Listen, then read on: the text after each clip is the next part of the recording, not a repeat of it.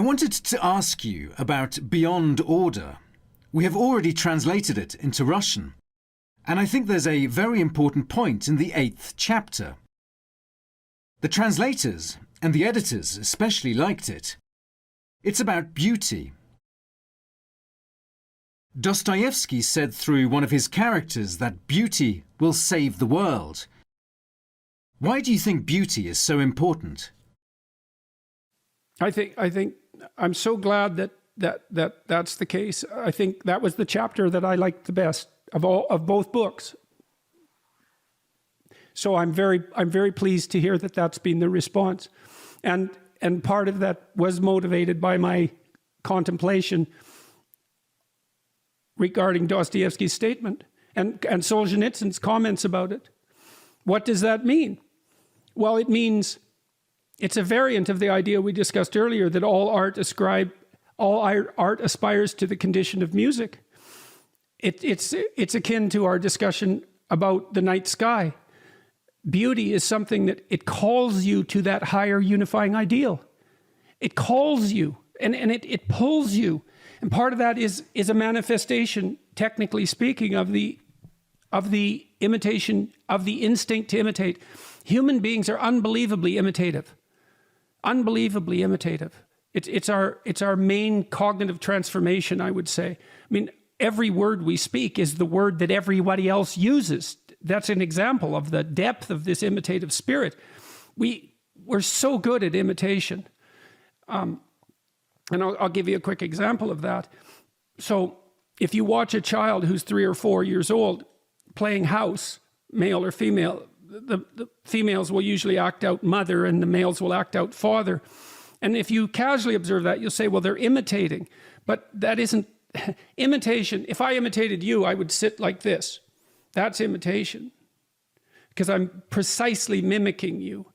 But if I'm 4 years old and I'm watching my father for 4 years and I'm watching Disney movies that feature kings and so forth, so I'm getting an image of the father as such.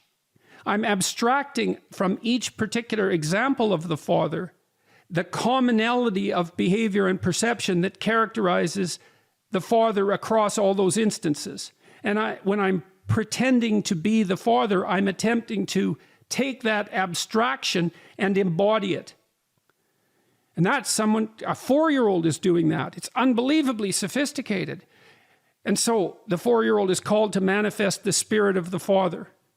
And it doesn't take much imagination to see that transformed into a religious statement, to be called to manifest the spirit of the father. It sounds like a religious statement, but that's what 4-year-olds are doing when they play house. They're very sophisticated. Now, that imitative instinct, that instinct to imitate is so deep in us that we're called to imitate things that aren't even animate. So when you walk into it, when you see a cathedral and then you walk into the cathedral is calling you to imitate it. And the beauty is part of that call, and it grips you. It's pointing to this higher unifying ideal.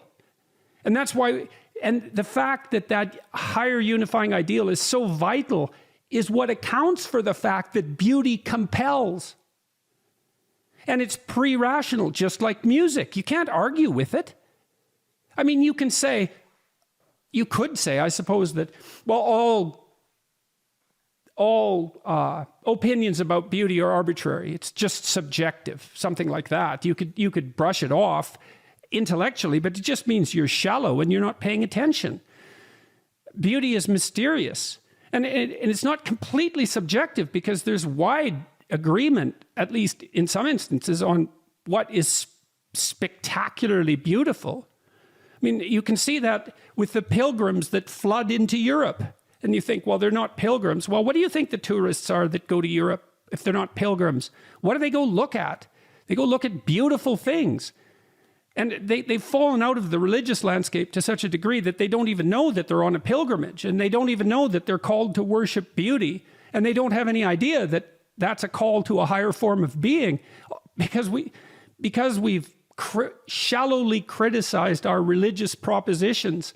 we don't even understand when they start to manifest themselves in an embodied manner and pull us here and there. It's happening politically all the time. So beauty, the reason that Dostoevsky, see, it's interesting to consider the difference between Dostoevsky and Nietzsche in this regard, because their ideas are very similar in many, many ways. They're like, one's more rational and explicit and one's more narrative and literary, but they're like the same spirit.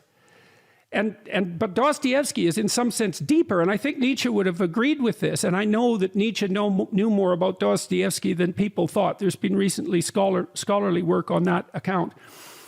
Dostoevsky, in some ways, was closer to beauty. His work was closer to beauty than Nietzsche's because Dostoevsky's work was literary and artistic, and so he dealt in that aesthetic realm. And The Idiot, for example, The Idiot's a very interesting book because, and you see this in other bits of Dostoevsky's work as well, is that his most ethical characters can lose every argument with rationalists and still be better men. And you see that in the book because the book allows them to be embodied rather than mere carriers of propositional arguments. And beauty is non-propositional. And so it goes under our narcissistic and blind rational intellect that overvalues its ability. That's the spirit of Lucifer that Milton warned everyone about. It goes under that and grabs you. And if you pay attention to that, then it's a pointer to what is beyond your understanding. And so it's vital. It's vital. And Dostoevsky knew that. And Solzhenitsyn read that and he thought, I see what he means. I understand what he means. And you know, one of the characteristics of our modern culture, especially in the architectural realm, is that it's replete with ugliness. I mean, I've gone to medieval villages in Europe, especially in what used to be East Germany, that were so beautiful. They just made me cry when I was in the downtown. I thought, my God, this is so unbelievably beautiful. How did people manage this? And to think about all the effort that was poured into those cathedrals, monuments to divine beauty. What imagination those people had, and what commitment. And we can't do that. Modern people can't do that. And so it's a terrible loss, and it's partly because we just don't take such things seriously. And that's a big mistake, because they are more serious than anything else. Beauty, that's more serious than anything, except perhaps truth.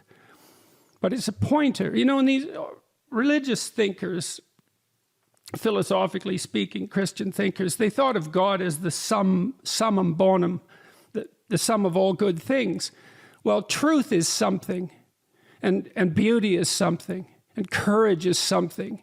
These virtues that we all recognize as virtues or are tormented by our conscience if we don't.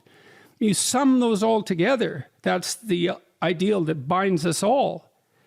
And that's God for all intents and purposes. You might say, well, is that real? It's like, well, it depends on what you mean by real. And people laugh at me because I say that sort of thing fairly frequently. You know, it depends on what you mean by real. But when you ask the question, is something real? It's like an equation.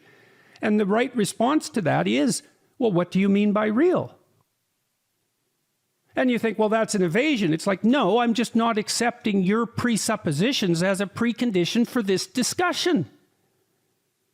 You can't use that sleight of hand.